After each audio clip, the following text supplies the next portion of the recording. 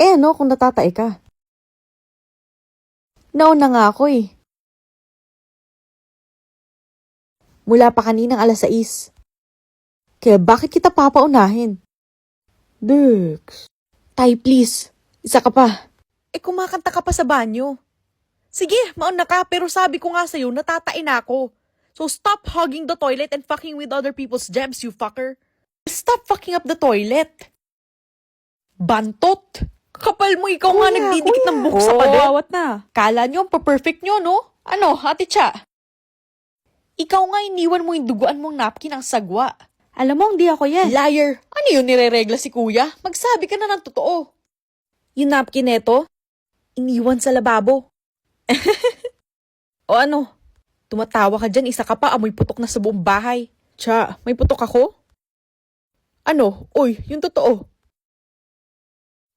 Tangina, Kuya, please, bibili ako ng pati-toothbrush tawas. kasi ang baho ng bunganga mo. Kasi toothbrush ko yung gamit mo. Kadiri.